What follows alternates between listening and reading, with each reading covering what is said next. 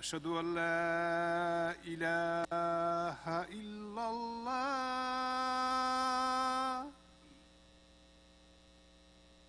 أشهد أن لا إله إلا الله. أشهد أن محمدًا رسول الله. أشهد أن محمدًا رسول الله. حي على الصلاة.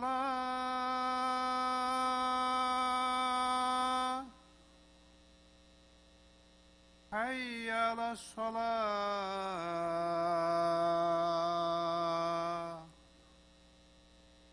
حي على الفلاح.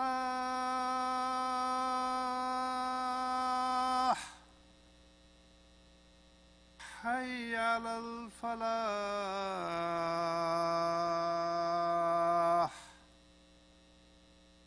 الله أكبر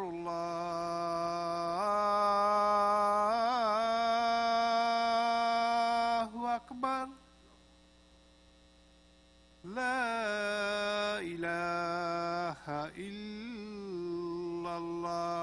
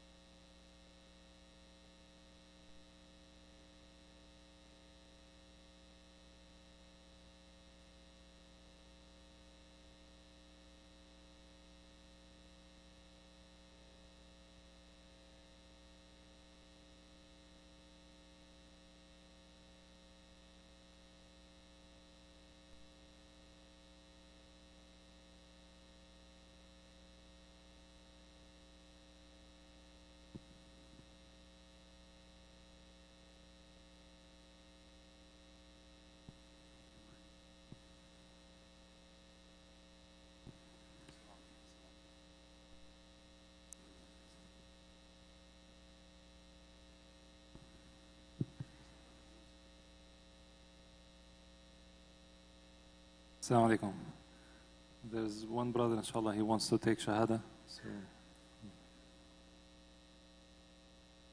Okay, so. Yeah, first.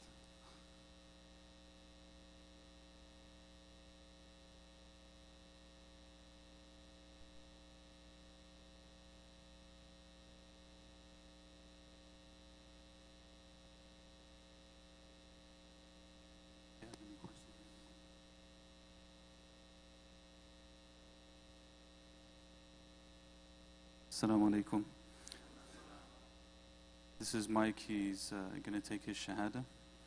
So what we'll do is I'm going to pass him the mic and I'll say it in English first and he can repeat after me. Then I'll say it in Arabic after that and he can repeat after me. And then we're going to say it a second and third time, everyone together. Okay? Do you agree? Because the Prophet ﷺ said that you should renew your iman, renew your faith by saying La ilaha illallah. So when he takes his declaration of faith, it's a chance for us also to renew our declaration of faith, inshallah. Okay?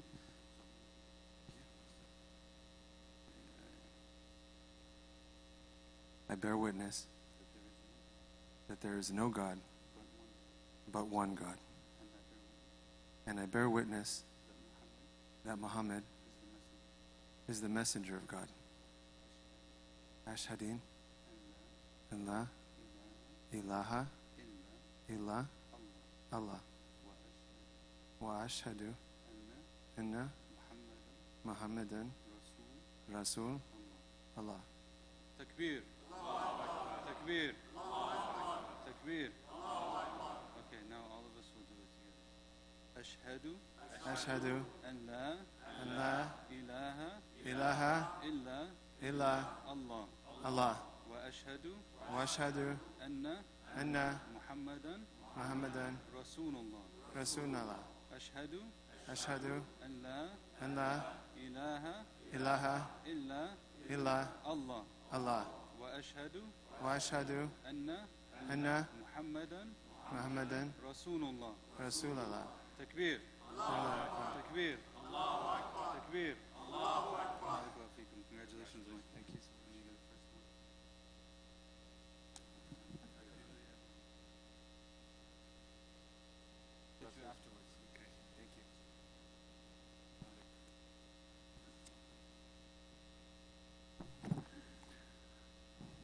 May Allah bless you, inshallah. So I have new announcements. Bismillah. So the fiqh class with Sheikh Shahid continues on Sunday at 10:45 a.m. Again, the fiqh class with Sheikh Shahid will continue on Sunday at 10:45 a.m.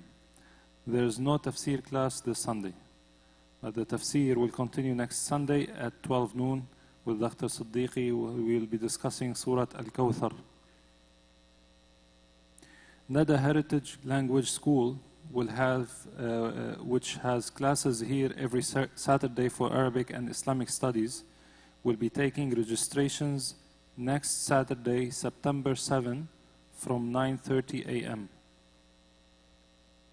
Then later in the evening on Saturday, on September 7, so next week on Saturday, September 7, later in the evening, Indian Muslim Relief and Charities, known as IMRC, will be hosting a talk with Dr. Amir Ullah Khan to discuss the situation and issues relating to Indians Muslims. Plan to be here at 6 p.m. This is going to be on September 7th. Dinner will be also served. Next month, Sunday, September 8th, our seniors will be hosting a talk on mental health with the guest speaker, Diana Helmi. Flyers are available from the main office. Tonight, family night, I am guessing after Maghrib. Will feature a special talk on the history and conflict of Kashmir dispute. Please be here, inshallah. This is very important to all of us. With the guest speaker, Brother Shakil Sayyid. This is an ideal opportunity to learn the facts and circumstances that had led to the ongoing dispute. So tonight, inshallah, mark your calendars and let's be here. This is the least that we can do for our brothers. ISOC is pleased to welcome trusted community organization Access CA. They offer many services. And also Hajj and Umrah operators, Dar Al Ihsan, please stop by the booth outside for more information. And just a reminder, please do not block the mortuary access at the back of the masjid. And please, whoever is double parked after the salah, please rush to remove your cars. And we'll remind that, inshallah, after the salah. And last but not least, there is a rally tomorrow against injustice in Kashmir, so same topic. Join us as we rally against the oppression of people in Kashmir. So please put the address. It's going to be 6801 Hollywood Boulevard, Hollywood, CA 90028. It's going to be on Saturday, tomorrow, August 31, from 1 to 4 p.m. Please park in the mall parking structure. Protest against the occupation. So who is holding this? CARE, California, ICNA, Council for Social Justice, PACE, Mona, and PASEND. And we welcome our guest speaker, Brother Jamal, inshallah. He will be giving our khutbah today. Jazakum Allah khair.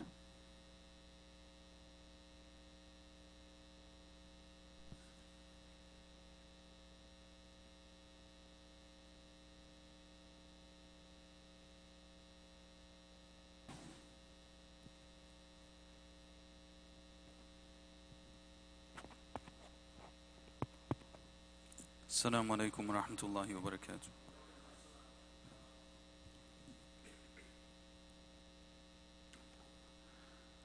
الله أكبر الله أكبر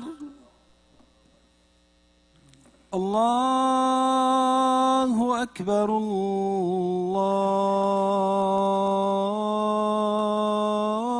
الله أكبر أشهد أن لا إله إلا الله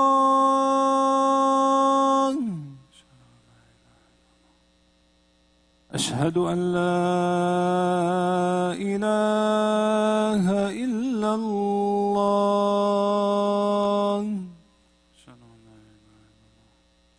أشهد أن محمد رسول الله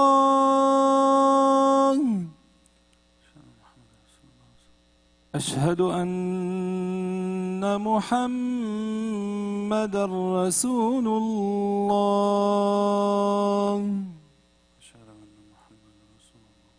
حي على الصلاة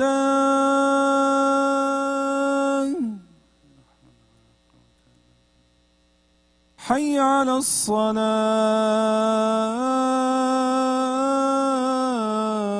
الصلاة حي على الفلاح حي على الفلاح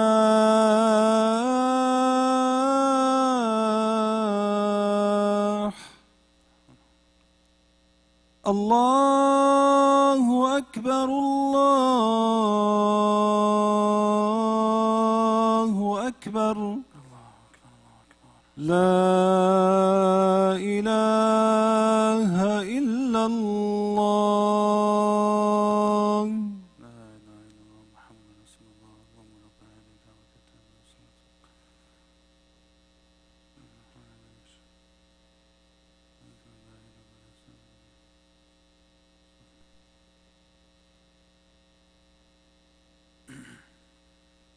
إن الحمد لله نحمده ونستعينه ونستغفره ونعوذ بالله من شرور أنفسنا ومن سيئات أعمالنا من يهده الله فلا مضل له ومن يضلل فلا هادي له أشهد أن لا إله إلا الله وحده لا شريك له وأشهد أن محمدا عبده ورسوله يا أيها الذين آمنوا اتقوا الله وقولوا قولا سديدا يصلح لكم أعمالكم ويغفر لكم ذنوبكم وما يطع الله ورسوله فقد فاز فوزا عظيما. أما بعد, we start in the name of Allah the Most High, the one to whom belongs all praise, the one who controls all affairs, the one who gives, the one who takes, glorified and exalted is He. And we send peace and blessings upon the Prophet Muhammad sallallahu alayhi wa alihi wasallam and his family and his followers until the end of time. Ameen. I want to take a few moments today to reflect upon the immense and unique blessing of speech. And as we know, whenever we have a unique blessing or an immense blessing, or a combination of the two, then that also comes with an immense responsibility. And when we look at the rest of creation, and we think about this capacity that Allah has bestowed us with, He's given us the ability to be able to understand, to be able to communicate. Not only to be able to communicate in one language, but to be able to communicate in so many different languages.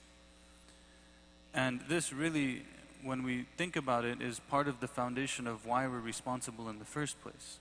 It's the combination of our capacity to understand and to think, and that we are given free will. And so this ability that we have is an immense gift from Allah subhanahu wa ta'ala. He says in the Quran, بَعْدَ أَعُوذُ بِاللَّهِ مِنَ الشَّيْطَانِ الرَّجِيمِ الرحمن علم القرآن خلق الإنسان علمه البيان. That He is the most merciful. He taught the Quran, and He created human beings and gave them the capacity to clarify things, to speak. And if you notice that He says, Allah says that He taught the Quran, and He mentions that before He mentions the creating of human beings actually.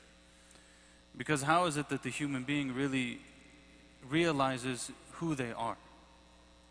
The human being realizes who he or she is through their ability to know God, through the ability to use that mind, that thinking, that processing of ideas, that putting together of words, to use that in a way that allows us to get to know our Lord and to understand what He wants from us and to submit to what He wants from us.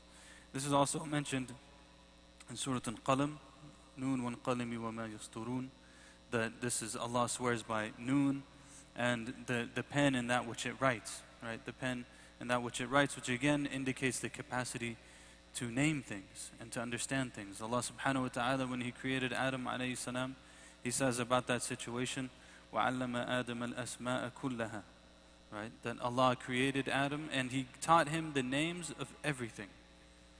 And if we think about our lives and our ability to deal with the world around us, a lot of that is related to our ability to name things. So, and we've said this here before, that knowing how to name things and knowing how to understand things gives us the ability to deal with them. Because if I want someone to pick up, for example, a paper, and I don't have the word for paper, and I don't have the word for pick up, and I can't actually communicate that in some sort of way. And this is a simple example, but how do you build civilization? How do you have feats of engineering? How do you have feats of medical advancements? And how do you serve people? And how do you love people? How do you do any of these things if you don't have the words to be able to do it? Right? And so this capacity that Allah has given us is the means by which we bring change into the world. As we know, whenever we bring change into the world, that change can be a good thing or that change can be a bad thing. It's not always that we bring good changes into the world, but sometimes we bring bad changes. And one of the great civilizational values of our religion is that it is meant to bring good change into the world. And it is also related to that the Muslims are meant to be a people who give great weight to the use of language. Give great weight to the use of language. Anywhere where Islam stayed for extended periods of time, you'll find that the Muslims who were from that place, maybe initially they weren't from that place, right? But generation upon generation upon generation, right now we're still for especially for the immigrant-based portions of the community, we're still early, right? We're maybe 50 years into this whole process. For the larger parts, it begins earlier than that, but for the larger parts, 50 years into the process.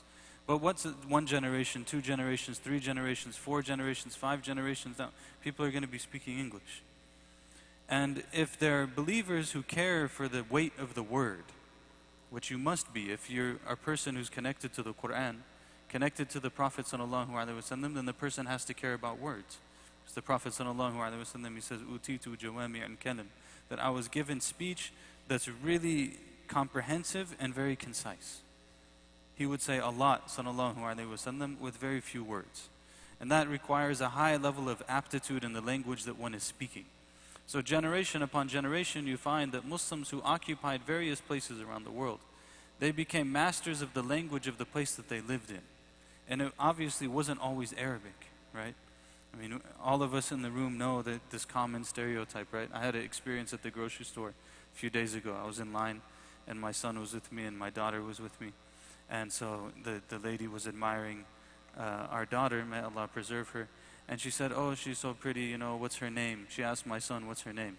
So he's just, you know, he doesn't know like that there's going to be any awkwardness around this, right? Because to him, it's just her name. So he's like, "Her name's Zakiya." The lady's like, "Oh, okay." Of course, you know, it's a different name for her. So she says, "What kind of name is that?" I said, "It's an Arabic name." She says, "So is she..." I think she kind of realized that a person can't be Arabic, a person can be Arab, but she's kind of stuck now, right? Like the way she started the sentence. So she's like, "Is she..." And I was like, "No, she's not Arab." And she's like, "Oh." I'm like, "Yeah, she's actually a quarter Canadian and a quarter Pakistani and half Afghan." And then it got like really complicated, you know? But the point is, like, you move down and the language becomes really important. The language becomes really important. And understanding where we are and understanding that it's not just the Arabs that are Muslims, but there's Muslims of all different backgrounds and different languages and different histories, and they mastered the languages of the places they came from. The Muslims of East Africa mastered the languages of East Africa. The Muslims of West Africa mastered the languages of West Africa. The Muslims of Southeast Asia mastered the languages of Southeast Asia and South Asia and Central Asia and everywhere else, right? To the extent that one of our teachers one time, he said he was traveling in Tibet and he wanted to learn the native Tibetan language. And he went to the monks in the monastery because he assumed that they're going to be the ones who know the best, right? And they started to talk to him and they said, "But aren't you a Muslim?" He said, "Yeah, I'm a Muslim." They said, "Then go talk to the Muslims who live here because they're the ones that are the best in the language." Right? Not in the Arabic language, but in the native language, right? Because how is one to convey the message? How is one to teach generations upon generations that come afterwards? It's in the language. And so there's an emphasis then on the civilizational order of Islam is to pay attention to the language. And at the same time, of course, they would study Arabic and they would study whatever they needed in order to deal with the scripture, right? But this is all then on the importance of language. And as I said, when there's an importance to something, there's always also a great responsibility to that thing. Probably many of us, if we were to think about our own lives, there's times when people have said things to us that really lifted us up. And there's probably times when people said things to us that really pushed us down.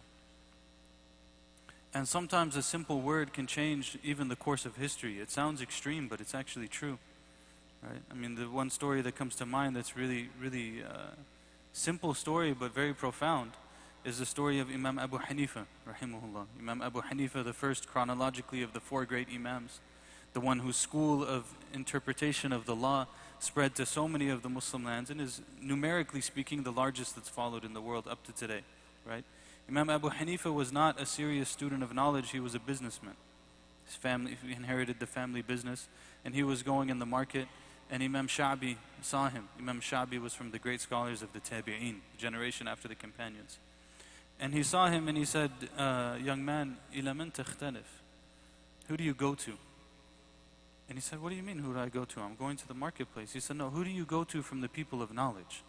Because I see in you, there's a light in you, and there's an intelligence in you, and it shouldn't be wasted. You know, you should go to the people of knowledge, you should learn the religion." And he took that so seriously that that's when he changed his life. You know, he became like, he dedicated now the next 18 years of his life full-time study to understanding the religion before he became himself the great Imam, right? And his school spread. It's all that one conversation. Of course, there's more to it in life, but that one conversation was that impactful, that it shifted him in that way. And there's other conversations that might shift us in other directions. You know, there's no shortage of young people that I've met who've had conversations with people in the community and their lives where they're like, I was in this time, in this place, and I needed someone to listen to me, and then they came to me, and it was just so rough, right? And that's when I gave up. Oftentimes it was a few words in the wrong place. So the words, they really matter. And the Prophet ﷺ, he emphasized this in a long hadith to Mu'adh bin Jabal radiallahu anhu. The Mu'adh asked him, tell me something that if it's going to facilitate for me the path to paradise. And the Prophet told him, you've asked about something that's major, but with the facilitation of Allah, it will be easy. And he started to tell him different things, the prayer and the fasting and jihad and hajj and all of these things. And the charity. And then he keeps going. It's a long hadith. Towards the end of the hadith, he tells Mu'adh, he says, Ya Mu'adh, do you know what holds all of that? What's the pinnacle of all of those things? And he stuck out his tongue, sallallahu alayhi wasallam, and he held it. And he said, hold this. Control your tongue. And Mu'adh said, Ya Rasulullah, are we going to be held accountable for the things that we say? And the Prophet sallallahu alayhi wasallam, he told him, Ya Mu'adh, is anything going to get people thrown into the hellfire on their faces like the harvest of their tongues? It's a very severe statement. He said, is there anything that's going to get people thrown into the hellfire on their faces like the harvest of their tongues? Meaning what? Meaning all of those seeds that were planted with the words that we spoke, eventually we're going to see the consequences of those words, good or bad. And people are going to be held accountable. And there's a lot of things that we say. There's a whole lot of things that we say. And this is why the books of spiritual development and spiritual refinement in our tradition, they put heavy, heavy emphasis on the dangers of the tongue and the pitfalls of the tongue. And believe me, you can spend a lot of time on this and it's not easy. Unless you're very gifted. I know that I'm not. I've been concerned about this issue for 15 years, and almost every single day I go home and I'm like, I shouldn't have said that, and I said this the wrong way, and that thing could have been said better, and I hope I didn't hurt someone's feelings when I said it this way, and so on. 15 years. I can't fix this thing. It's very serious. What are the words? When we sit down in our family gatherings and the way that we speak to each other, when we sit down in our community gatherings and everyone has an opinion on everything, mashallah, and it's the only opinion that can ever exist. Don't you think it's interesting that there's 10 people in the room and all 10 of them have the only opinion that can ever exist? I mean, it's remarkable, the way that we think about things, the way that we speak about things, the way that we talk about other people, the way that we condemn other people, right? These are very dangerous things. That's why the Prophet ﷺ, he also said that the person will say a word and they don't think much about it. لا ينقي له بالا لا ينقي لها بال. They don't pay any attention to it. They say a word, they don't pay any attention to it, and it becomes the means by which they're thrown into the hellfire. And on the other side of it, they say a word, they don't pay any attention to it, and it's the means by which they enter into paradise. Because those are all seeds that are being planted. Again, sometimes they're good seeds, sometimes they're bad seeds. And this is something that we have to think about in our personal lives, we have to think about in our communal lives. Because the words that we use in our personal lives are one thing. The words, for example, that I use when I talk to myself. How do I talk to myself? How do I talk to my family? So on. These are one set of words. Another set of words are the words that we put into the communal discourse that all of us are going to hear, that all of us are going to be exposed to. The ideas that we put forth there. How are they? And are they true? Are they false? And so on and so forth. So we have to pay attention to this. Inshallah, in the second half of the khutbah, I'll share a couple points that we can focus on. أقول قولي هذا وأستغفر الله لي ولكم فاستغفروه إنه هو الغفور الرحيم.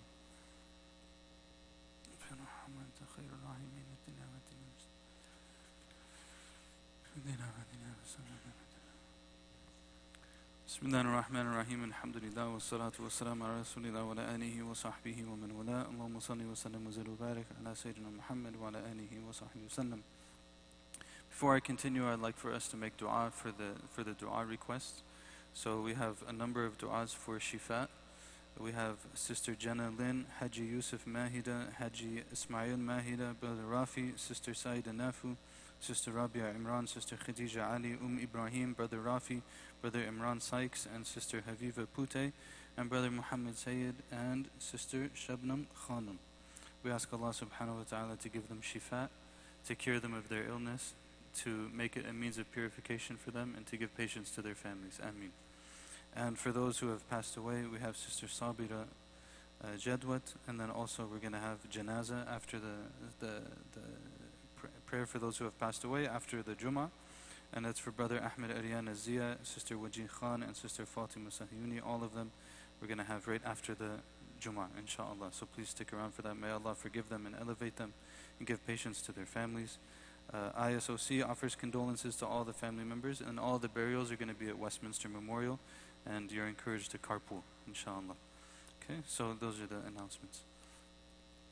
So we're talking then about the tongue and its dangers. The connection between the tongue and the heart is direct. Say that the tongue, they say that the tongue is the translator of the heart. So that which is in the heart eventually comes out on the tongue. And anytime there's a connection, it goes both ways. So maybe the person has some things in their heart that they need to work through. And if they're able to control their tongue, eventually they'll be able to fix those things in their heart. So it's a two-way street. That the heart has to be rectified and the speech has to be rectified, and if one goes down, the other one will go down. If one is improved, the other one will be improved, and so on. So what are some things that we can do? Number one, before we speak, we should ask ourselves, is it true? Seems pretty simple, right? We should ask ourselves, is it true? You know, when you forward a WhatsApp message, it's a kind of speech. You're communicating. It's a kind of speech, right? We forward, at least I get a lot of WhatsApp messages that are of questionable authenticity. They're like the old school Yahoo groups. You used to get those too. You get the Yahoo group forwarded email. There'd be all these emails in the Yahoo group. All of them are unverified. Right? The WhatsApp has become that. It's just a lot faster now. Right? So this is, number one is it true? And there's two questions actually to ask in the category of is it true? Number one is, are the facts that I'm relating themselves true? And it's okay. If I'm not sure, I don't have to say it. Right? Like, we don't have to talk. We don't have to say things. If we're not sure, you just don't say anything. Right? So this is number one. Number two is the conclusion that I'm making from those facts true? And I notice that here there's a lot of mistakes that happen. If you read carefully, you know, there's a really good book. I would encourage people to read it. It's called How to Study by Swain. S-W-A-I-N. Swain, How to Study. It's written in the early 1900s. And it's in the public domain now, so you can find it for free online. And it's a relatively short book, but it tells you, like, how do you read something properly? Think about the source, think about the conclusions, think about the methodology, where it's coming from, so on and so forth. It's a really good little book. Because a lot of times we think, like, we get a piece of information and then we come to a conclusion and we're really passionate about our conclusion. Our conclusion is false because we're not actually thinking properly or clearly. So, you know, there's an assumption oftentimes that's inside of our thinking process that leads to the conclusion that's wrong. So we checked the fact, but we didn't check the assumption. And the assumption led us to the wrong conclusion. So number one is, when we're thinking about our speech, is it true? Right? Number two is, am I sure that no harm will come from this? Am I sure that no harm will come from this? Because one of the basic rules in Islam is that harm is to be removed. Overarching general rule. Harm is to be removed. Ad-darar yuzal. It's from the 5 major principles of Islamic law that are universally agreed upon by all scholars. So when I'm going to say something, is there going to be harm that comes from this? Am I going to hurt somebody? Right? Now sometimes there might be cases where you could say, like, there might be some harm, but the benefit is far greater than the harm, and you know, that gets kind of, we have to work through that. But the basic question is it going to hurt somebody? And if it is, then we should refrain. These are, by the way, some of the principles that Imam al-Shafi'i used when he would speak. He would say, when you speak, think about, is there a benefit in this? And if there's a benefit, then think about the harm. And if the harm and the benefit are equal, don't say anything. And if the harm is greater, don't say anything. And if the benefit is greater, then go ahead and speak. Right? Like, this is how he would think about it, radiallahu anh, the great Imams, Imam al-Shafi'i. So this is number two. Is there harm that's going to come from it? Number three is what is the benefit that's going to come from it? Right? Number three is, what is the benefit that's going to come from it? And, you know, this might seem tedious, right? This might seem tedious, but it makes a huge difference. And in the end, if we believe that we're held accountable by Allah for the things that come out of our mouth, it's kind of important to pay attention to it. Most of us, we speak the way that we walk. We speak the way that we walk, which means that we don't really give it a whole lot of attention.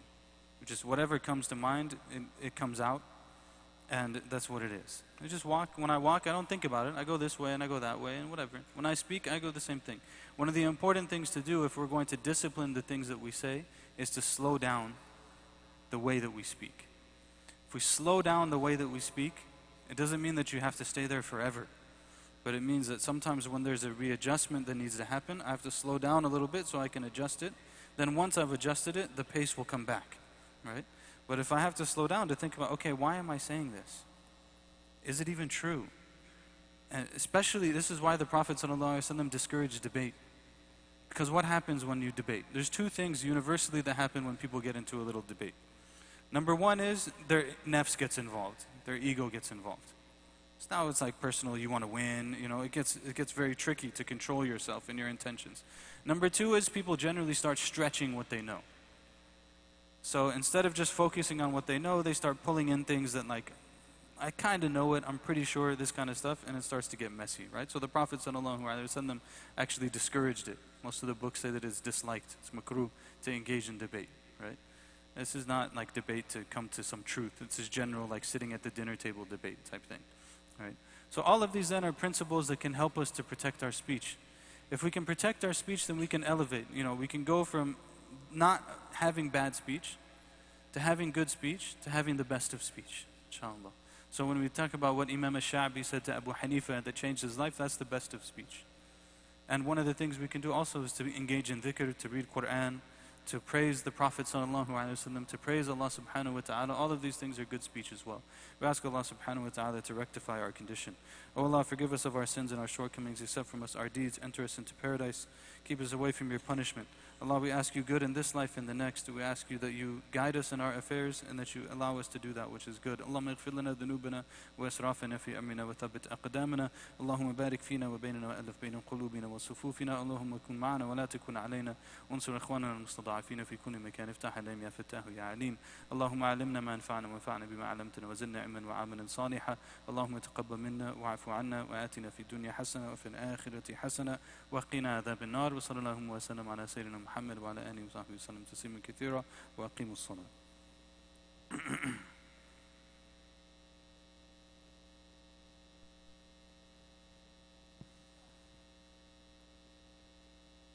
الله أكبر الله أكبر أشهد أن لا إله إلا الله أشهد أن محمدًا رسول الله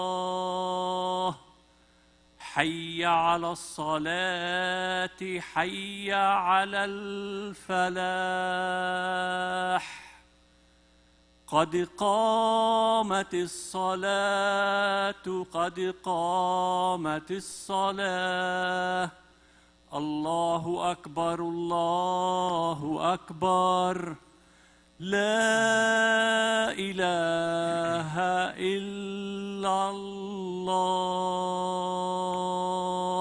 لا إله إلا محمد رسول الله. استووا واعتدلوا واستقيموا.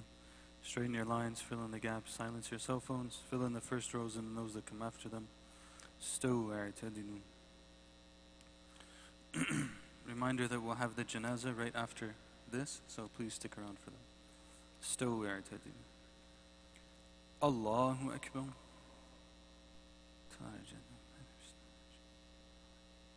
الحمد لله رب العالمين الرحمن الرحيم مالك يوم الدين إياك نعبد وإياك نستعين اهدنا الصراط المستقيم صراط الذين أنعمت عليهم غير المغضوب عليهم ولا الضالين آمين. والعصر إن الإنسان لفي خسر إلا الذين آمنوا وعملوا الصالحات وتواصوا بالحق وتواصوا بالصبر. الله أكبر.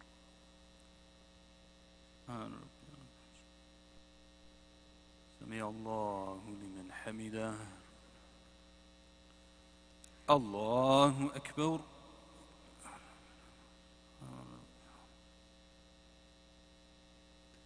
الله أكبر. الله أكبر.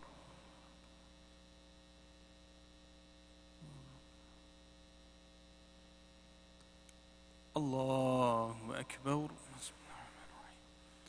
الحمد لله رب العالمين الرحمن الرحيم مالك يوم الدين إياك نعبد وإياك نستعين اهدنا الصراط المستقيم صراط الذين أنعمت عليهم غير المغضوب عليهم ولا الضالين آمين. قل هو الله أحد الله الصمد لم يلد ولم يولد ولم يكن له كفوا أحد. الله أكبر. سمع الله لمن حمده. الله أكبر.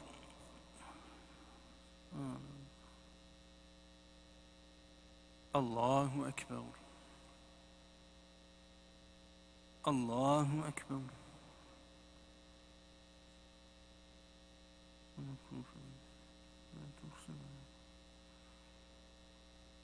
الله أكبر. تحيات الله. السلام عليك يا النبي. السلام عليك. أشهد أن لا إله. أشهد أن محمدا صليت على إنك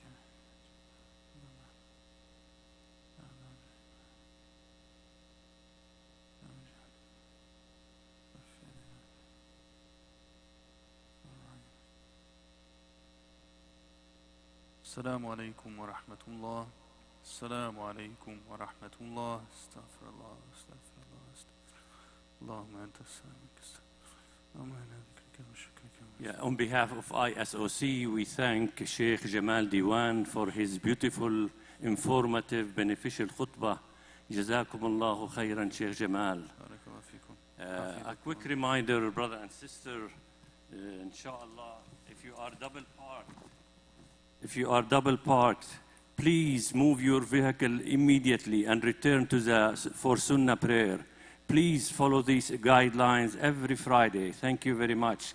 So if you are double parked, move your vehicle now and return for Sunnah prayer.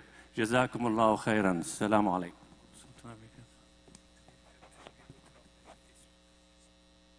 Okay, yeah.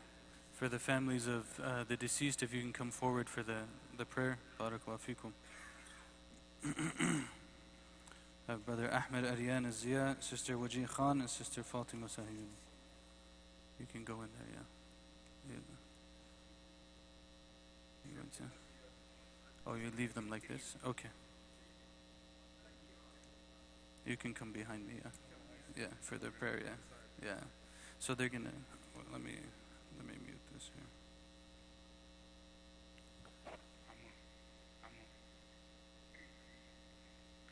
They're staying here? They stay here, huh? Yeah. Okay, because it's okay. So we're gonna pray the janazah prayer. The janazah prayer is 4 takbirat. After the first one, you can read Surah Al-Fatiha. After the second one, you can read the Salat al-Ibrahimiyya. Allahumma salli ala Muhammad wa ala ali Muhammad kama sallaita ala Ibrahim wa ala ali Ibrahim. Then after that, you can make dua for the deceased. And as we mentioned, it's a brother and 2 sisters. May Allah subhanahu wa ta'ala have mercy on them. There's no ruku or sujood, so the space between the rows is okay. All right?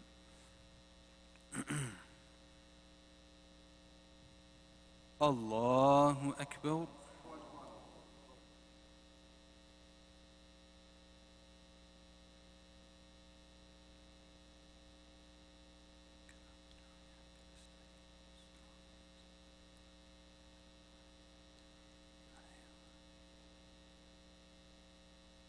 Allahu Akbar. Allahumma salli ala Muhammad kama sallaita ala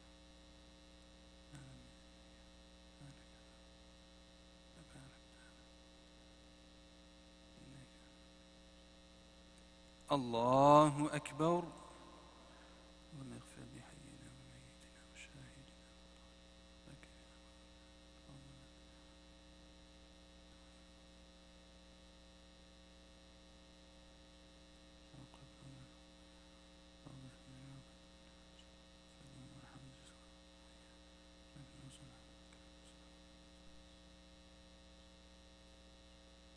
الله أكبر. السلام عليكم ورحمة الله. السلام عليكم ورحمة الله. بسم الله الرحمن الرحيم. الحمد لله والصلاة والسلام على رسول الله وعلى آله وصحبه ومن والاه. اللهم اغفر وارحم وأنت خير الراحمين. اغفر وارحم وأنت خير الراحمين. اغفر وارحم وأنت خير الراحمين. اللهم تقبل منهم من أحسن ما عمل. اللهم تقبل منهم أحسن ما عملوا. اللهم تقبل منهم أحسن ما عملوا. اللهم تجاوز عن سيئاتهم. تجاوز عن سيئاتهم. اجعل قبورهم رياضة من رياض الجنة.